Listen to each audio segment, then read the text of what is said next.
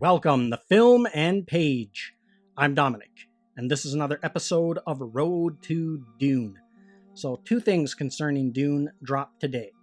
The first thing I'm going to be talking about is an image that was released by Empire Magazine, another image from the upcoming Dune film that's due to be released in December. And the second thing is some publishing news. But first things first, let's talk about this new image. So this is the image that was released by Empire Magazine. And it shows Gurney Halleck helping Paul Atreides up onto the platform of some kind of vehicle. Now, I don't know if it's an ornithopter or it's a spice harvester or anything like that. I don't know what it is exactly because you can't see enough of it to actually tell what it is. But I'm guessing this is an ornithopter because I'm guessing this is the scene. Now, I could be completely wrong, but I'm guessing this is from the segment in the story where they're taken out in the desert by Liet Kynes, and they're given a tour of the desert area beyond the shield wall, and they take them out to where some spice harvesting is going on, and then they realize that the carryall was sabotaged and destroyed by Harkonnens, and there's a worm on its way to get the spice harvester, but they're trapped because there's no way off the surface because their carryall got destroyed. So then Duke Leto orders the ornithopter down, and he takes on all the men from the spice harvester onto their ornithopter and just barely escapes the sandworm, and it comes up out of the sand and swallows that spice harvester whole. So I'm guessing that's what this picture is, but I'm not 100% sure. Either way, it is a pretty cool image, and I'm wondering if this is like a set that was actually built onto the desert, or it was done on a set and then like this is green screen put in behind there. I'm not sure which, but be curious to know which it is. If it's actually done live action on a desert and this is a partially built set and the rest of that's added in digitally, or it's done on a sound stage and then they're doing this on green screen or something like that, and in the background, desert background, there's put in digitally. Be interesting to know that. But again, you kind of get to see those still suits where in a little bit more dynamic action, and they do look pretty cool. Those still suits are growing on me. And so the issue that this is going to be in is going to be out on Thursday this week, and it's the Empire, A Celebration of Cinema. So I'm going to try to track down this magazine if I can, find some newsstand where it's being sold. If I can find, hopefully I can find it, because I'm guessing there's probably going to be more images in it. Now those images will probably be released on the internet as well, but this would be just a cool little thing to have as like a memento or like early piece of merchandise that's tied into this movie. So that's why I'm going to pick it up anyway. So that's everything about that image. So on to the next thing that I want to talk about. So earlier in the year, I did a video about a Dune comic book that was coming out in October, and it was a graphic novel, and they were going to adapt Frank Herbert's Dune into three graphic novels. The first one coming out in October. Well, now there was an announcement of more Dune comics on the way, and so that's what this story is going to be about here. So I'm going to read the article and then give my thoughts on it after. Dune prequel, House Atreides comic adaptation in the works. The 1999 novel will be adapted into a 12-part comic series by the original authors, Brian Herbert and Kevin J. Anderson. Boom Studios is headed to Arrakis.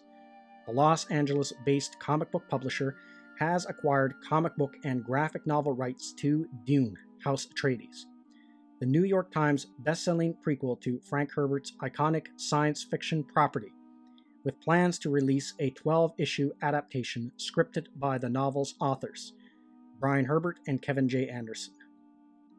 House Atreides will bring the 1999 novel to comics, set more than 3 decades before the events of Herbert's original 1965 novel, hitting the big screen from director Denis Villeneuve and Legendary, and telling the story of the earliest days of the rule of Baron Harkonnen as Pardo Kynes arrives on Arrakis to search for origins of the all-precious spice, and an 8-year-old Duncan Idaho escapes slavery and sets out on a path towards his destiny.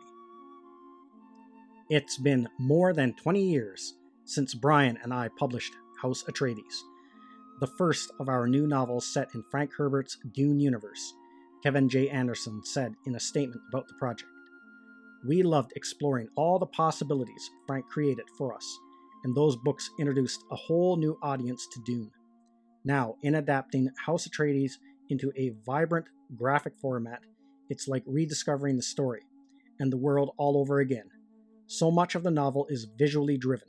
The union of comics and House Atreides is a natural. Boom CEO and founder Ross Ritchie added, there are few novels in modern history with bigger impact and continued relevance than Dune. So it's an honor for Boom Studios, and for me, to be part of sharing this unforgettable world with readers. Dune, House Atreides is being published in coordination with Herbert Properties, LLC, and Abrams Comic Arts, which will adapt Frank Herbert's original Dune into 3 graphic novels, beginning this fall. Those books will also be adapted by Brian Herbert and Anderson, with art by Raul Allen and Patricia Martin, and covers by Bill Sienkiewicz. Sienkiewicz, who illustrated the Marvel comic book adaptation of the 1984 David Lynch movie, designed the logo seen above. Dune, House Atreides will launch later this year. More information, including series artists, will be released in the coming months. So now, my thoughts on all of that. One thing, I know there is some split among the fans when it comes to the Dune novels. There are fans that really hate the Brian Herbert, Kevin J. Anderson stuff, and there are fans that really love it. And as far as I go, I don't mind the newer books with that Brian Herbert and Kevin J. Anderson wrote. Now, do I think they kind of went out of their way and kind of went overall milked it a little bit? Yeah, for sure they did. When they kept going on with the school books and all that, I kind of dipped out after a while. But these first 3 books aren't that bad. The House Atreides, House Harkonnen, and then House Carino. This trilogy of books, they're pretty good. And actually, the Machine War ones that was the second trilogy they did. That's actually a prequel to the prequel. Those are my favorite books that they did. And then Hunters of Dune was pretty good. And then Sandworms of Dune was okay. I actually like Hunters of Dune a lot more. But I think it's a good thing that they're handling it. They themselves are doing it, because the pool of talent that's in the comic book world right now, I'm not really all that impressed with as far as writing and stuff goes. So I'm glad these guys are doing it. These are about the best guys to do it. On top of that, Kevin J. Anderson has a history with the comic book industry. He's written comics before, so he has some experience. So he's not coming in totally wet behind the ears, because he wrote there's actually a comic miniseries I collected back in like 93. It was a Star Wars one, Tales of the Jedi, Dark Lords of the Sith, and it was 6-issue miniseries. And he wrote that, and that was actually really good. I really liked that miniseries, and I've reread it a bunch of times, and it's one of my favorite stories from the EU as far as like comics and stuff go. And I actually reviewed those 6 comics like when I first started this channel.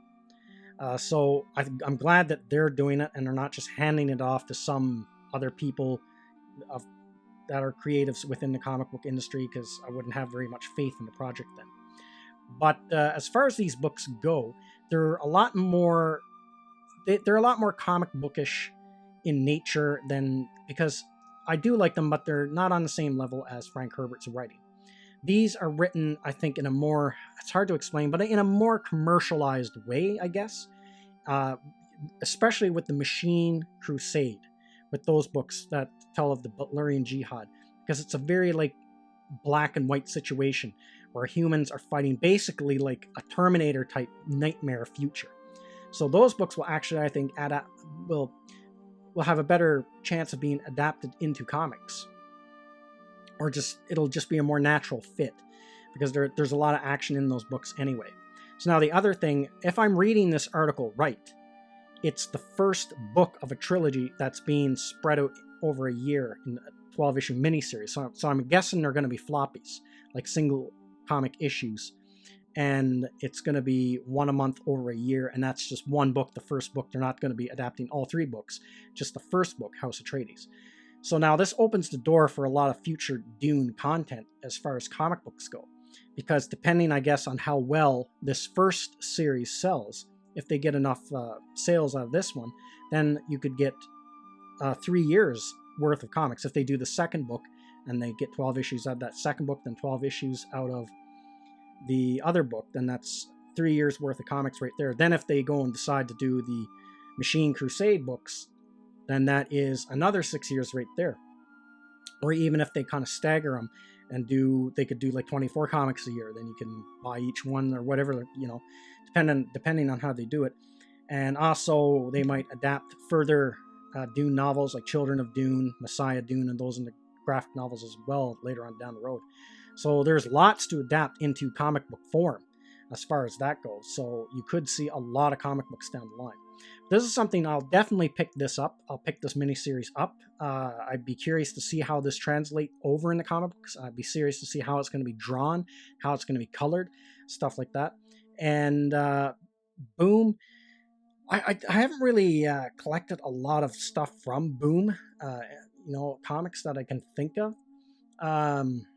Not really. The only thing I can't even really think of any comics I've bought that were put out by Boom off the top of my head. So this will probably be some of the first ones. So that's everything I got to say in this video. Let me know what you think in the comments section, and I will see you at the next one. I'd like to say thank you to all of my subscribers. I appreciate you all in helping this channel grow. If you're new to the channel, don't forget to like, share, and subscribe. Also, don't forget to hit the bell icon so you'll be notified when new videos are uploaded.